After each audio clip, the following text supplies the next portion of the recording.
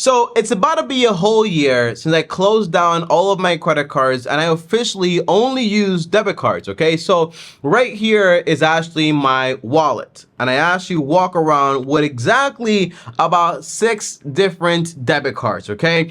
And that's all I use. And by the way, you might think I'm crazy, and I'm probably the only person on YouTube that's not saying, hey, never use a debit card because you don't actually build credits, you don't get any rewards, there's no benefit to it in totality. But in this video, my goal in reality is to convince you that, the rewards you actually get, what they actually promise you, is not worth what it actually costs you when it comes to actually using a debit card. And by the way, I have disagreements about this with close friends all the time because most of them tend to think, hey, credit cards are good, they're solid, I'm responsible, everything's fine, okay? I've been doing it for a long time, but for the most part, people don't really know how much credit cards actually cost them until they'll look at things like I'm gonna mention in this video right here. So as always, guys, like this video and top out also subscribe and hit the bell so you get notified. Now, the very first thing, guys, is that there are 3 ways that you're actually affected by credit cards, but you don't really know.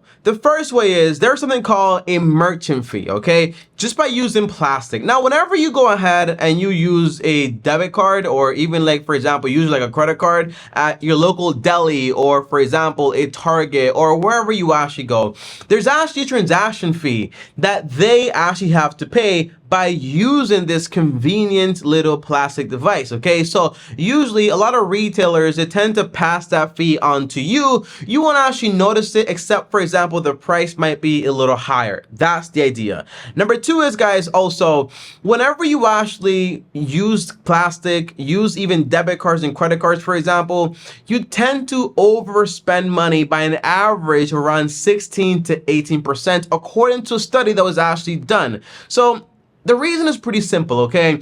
If I gave you $1,000 to hold in cash, it's tangible. You can actually see it, okay? So whenever you're gonna spend money, the pain receptors in your brain can feel, hey, this money is leaving my hands. I can actually see I'm spending this cash. Whenever you use plastic or credit, for example, you don't actually see the money. It's kind of like pain-free. You swipe, swipe, swipe, then later you kind of figure it out. And I've heard the objection, people say, hey, when I have cash, I spend it, okay? When I have credit, I'm a little bit more, that's usually fake news, okay? You might spend all your cash because that's all you have in your wallet, but cash tends to be a lot more results based because, hey, if you walk around with $20 in your wallet, you can't spend more than $20. That's all you have, okay? If you walk around with a credit card with $1,000 limit, you can spend up to $1,000 even though you didn't want to spend that much. That's the idea. And the third thing, guys, is basically justification. Whenever you use a credit card, a part of you says, well, at least I'm earning points on this.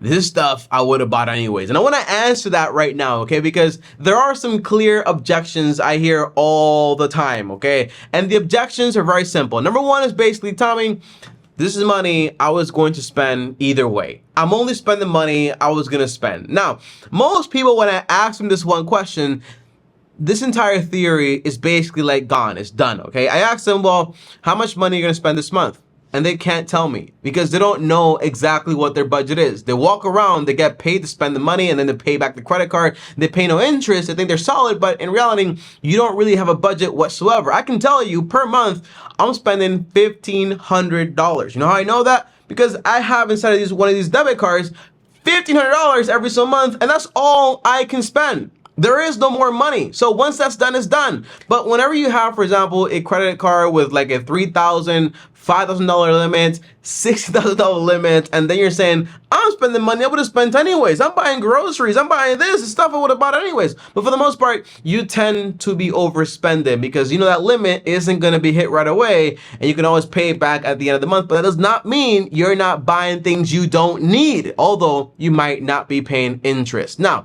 on top of that, number 2 is I get free stuff. I heard people say, Tommy, I bought a plane ticket last year. I went on vacation. I paid for a hotel with points, okay? It's free money. In reality, nothing is free in this world. And, everyone knows that, okay? But for the most part, if I go over here to my calculator, and I want to basically calculate, okay? If I want to get $1,000 worth of points, $1,000, and let's say the credit card is paying me 3%, which, by the way, On average, is like 1% or 2%.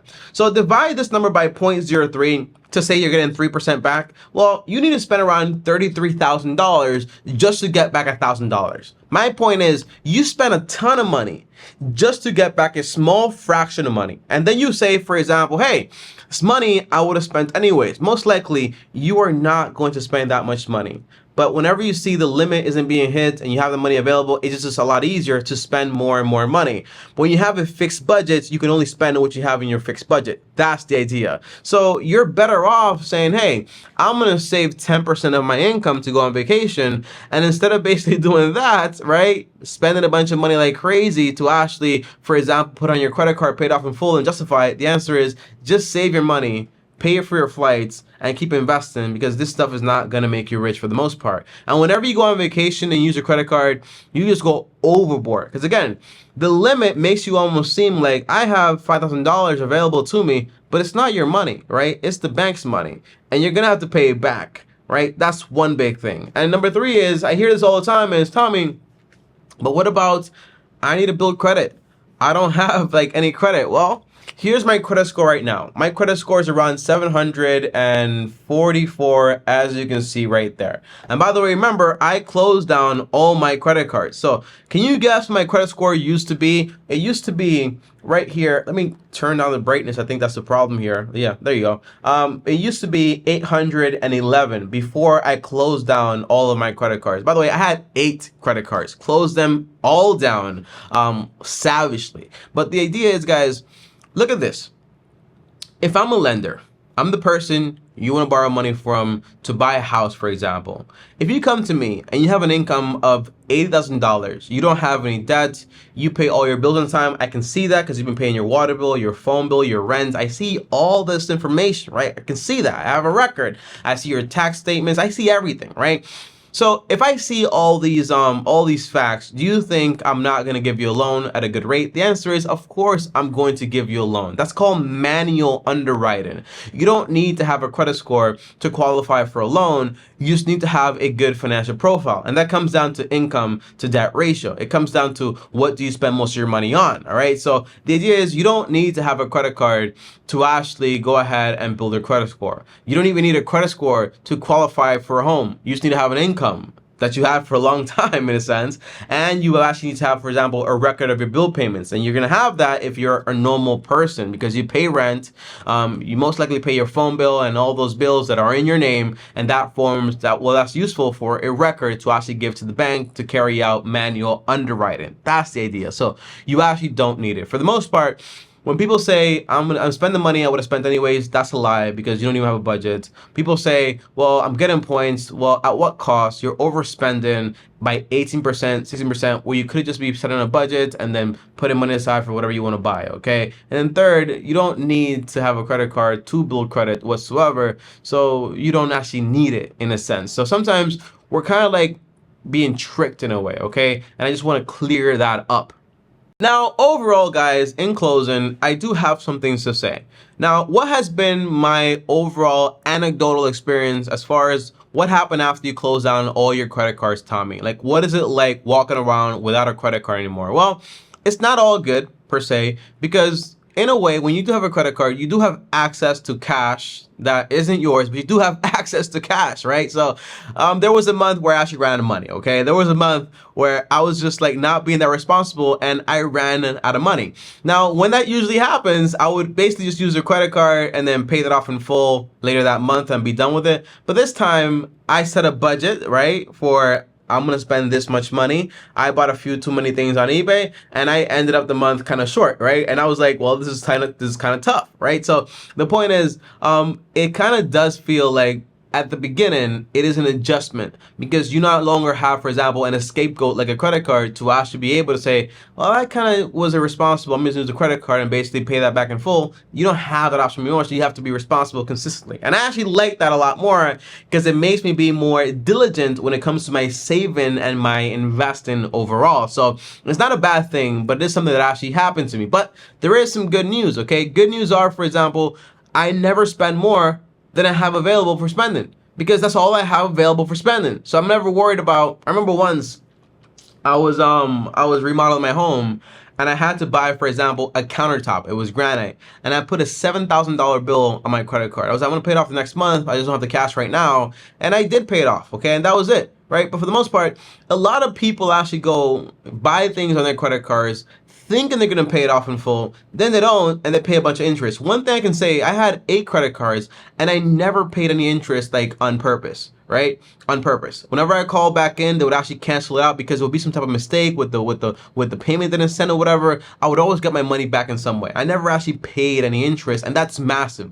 But for the most part, I did overspend money. And one big thing that I actually feel now is a lot of like peace, not having to worry about a credit card or having to worry about any of the stuff. Like, it's just like I have this money available. Everything's a lot better overall, you know. And for the most part, it feels like, you know, this isn't applicable to me or most likely to one of you guys watching this video. But imagine if you were like a crackhead, okay, like a crackhead, a crack addict, okay, and you know you're walking around always with like a crack in your pocket, and you always have to resist not buying things. The answer is it's not really fun, right? So same thing with a credit card. I like buying things. Everybody likes buying things, okay? So for the most part, when you don't have an option to basically commit financial like travesties, you're not gonna take it anymore. So it helps you have more control over your money by not having to access, justification, and reasons to actually continue to get yourself into more debt or spend the money you don't have available for those reasons. So what do I miss out on? I miss out on, again, if I'm spending, for example, because I know my numbers now, if I'm spending every single month $1,500 and I multiply it by 12, well, I'm spending around $18,000 a year. I'm missing out on 3% worth of points. Well, not like that. I'm sorry. That was some reverse math. Well, times 0.3%. I'm missing out on $540 every single year. Now, divided by 12, that's around like $45 a month. Now, when you look at it on an annual basis, you might say, wow, Tom, that's a lot of money you're missing out on. But I doubt if I had a credit card, I'm just going to spend $1,500 a month. It's just not worth playing this game at all. You know, I'd rather just, for example, say, I'm saving like half of my income all the time. So that's a lot better than saying like, hey, I'm going to basically spend a bunch of money on trash or whatever, right? So that's the idea, guys. And that's why I only use debit cards, you know, and they're just as convenient. Anything like if I have, for example, like some scam going on, I call in, they cancel the transaction out, and I don't have any of those fancy things. For example, like if I go to like an airport, I don't get any perks, but who cares? Right? You get some perks, you're paying like $500 a year for those perks, spending a bunch of money. Like those perks are all fake. It's all a facade in a way, you know? So I just don't play those games anymore. But guys, thanks for watching this video. Like, subscribe, hit the bell to get notified. Comment down below, how many credit cards do you have? And what is your credit score? Sounds personal, but I want to know. And in the next year or so, I do believe that my credit score would be like around like invisible in reality. I'm not really gonna have a credit score whatsoever. But guys, thanks for watching, because I don't have anything for them to track anymore. I don't have any credit. Don't have any credit cards or anything, okay? So up here is another video. Over here is my face. Comment down below any questions. I'm here to answer them. And as always, long-term team officially out. Peace.